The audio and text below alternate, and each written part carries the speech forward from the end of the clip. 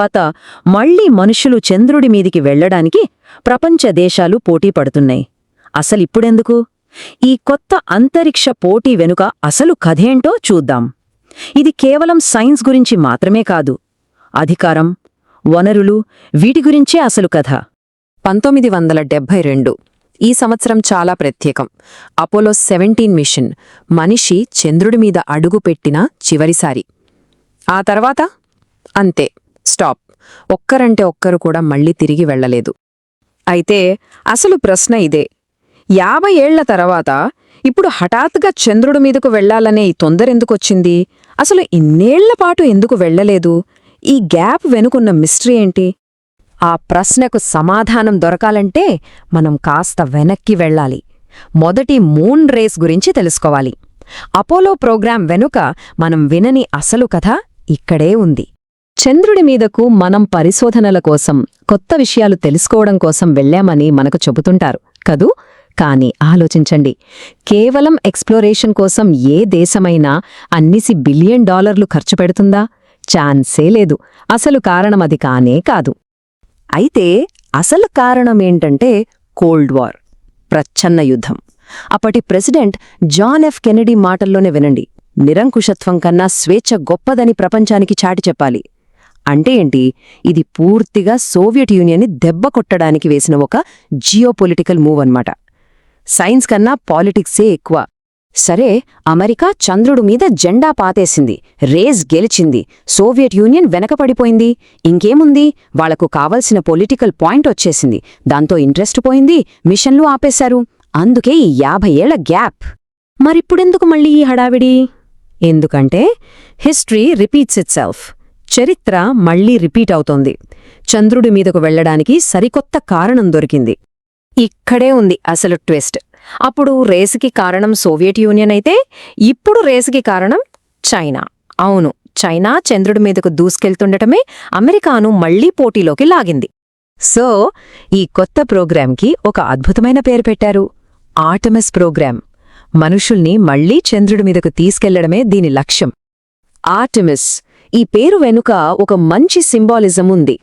Greek mythology ప్రకారం Artemis అంటే అపోలోకి twin sister. అంటే పాత అపోలో మిషన్కి ఇది కవల సోదరి లాంటిదన్నమాట. ఒక లెగసీని కంటిన్యూ చేస్తున్నట్టు. ఈ ఆర్టెమిస్ ప్రోగ్రాం కూడా అపోలోలాగే స్టెప్ బై స్టెప్ వెళ్తోంది. First step Artemis 1. ఇది ఒక అన్క్రూడ్ టెస్ట్ ఫ్లైట్, అంటే మనుషులు లేకుండా. ఇది ఆల్రెడీ సక్సెస్ అయింది. Next Artemis 2. ఈసారి మనుషులతో చంద్రుడి చుట్టూ ఒక రౌండ్ వేసి వస్తారు. ఫైనల్గా ఆర్టెమిస్ 4లో మళ్లీ చంద్రుడి మీద ల్యాండ్ అవుతారు. Humans are going back. Technology పరంగా కూడా చాలా పెద్ద అప్గ్రేడ్స్ జరిగాయి. అపోలో టైంలో వాడిన సాటర్న్ V రాకెట్కి బదులుగా ఇప్పుడు ఇంకా powerful rocket, space launch system అంటే SLS వాడుతున్నారు. అప్పట్లో 3 ఆస్ట్రోనాట్స్ వెళ్లే క్యాప్సూల్ ఉండేది. ఇప్పుడు 4 వెళ్లగలిగే ఒరాయన్ క్యాప్సూల్. దీనికి డేంజరస్ రేడియేషన్ నుంచి కాపాడే షీల్డింగ్ కూడా ఉంది. సో జర్నీ చాలా సేఫ్. సరే, ఈ కొత్త స్పేస్ రేస్లో అసలు గెలవాలనుకుంటున్నదేంటి? జస్ట్ ఒక జెండా పాతడానికేనా? కాదు.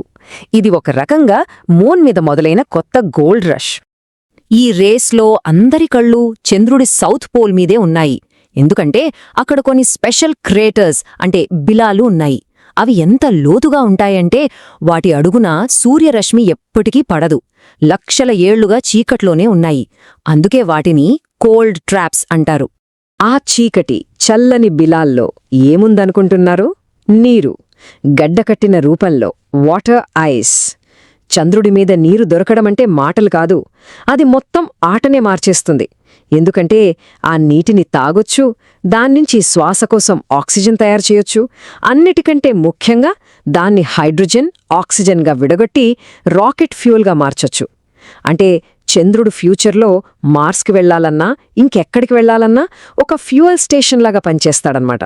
It's a game changer. ఇప్పుడు అర్థమైందా పోటీ దేనికోసమో? నీటి వనరుల కోసమే ఈ పోరాటమంతా. అమెరికా, చైనా, రష్యా ఇలా అందరి టార్గెట్ ఆ సౌత్ పోలే. ఇది చంద్రుడి మీద ఒక కొత్త టర్ఫ్ వార్కి దారితీయచ్చు. అచ్చం మన పాతకాలంలో నీళ్ల కోసం గొడవలు పడినట్టు ఇప్పుడు చంద్రుడి మీద నీళ్ల కోసం దేశాలు పోటీ పడుతున్నాయి. ఈ పొలిటికల్ డివైడ్ ఆల్రెడీ మొదలైపోయింది. ఒకవైపేమో అమెరికా లీడ్ చేస్తున్న ఆర్టెమిస్ అకార్డ్స్ ఉన్నాయి. ఇందులో చాలా దేశాలు జాయిన్ అయ్యాయి. ఇంకోవైపేమో చైనా, రష్యా కలిసి ఒక టీమ్గా ఏర్పడి వాళ్ల సొంత ఒప్పందం చేసుకున్నాయి. సో 2 క్యాంపులు రెడీ అయిపోయాయి. సో పాయింట్ ఇదే, పాత స్పేస్ రేస్ కేవలం ఒక జెండా పాతడం గురించే. మరి ఇప్పుడు మొదలైన ఈ కొత్త రేస్ దేని గురించి? చంద్రుడి మీద దొరికే వనరులను కంట్రోల్ చేయడం గురించా, లేక అందరం కలిసి మానవజాతి భవిష్యత్తు కోసం పనిచేయడం గురించా? ఈ కొత్త శకం ఎలాంటి మలుపులు తీసుకుంటుందో చూడాలి.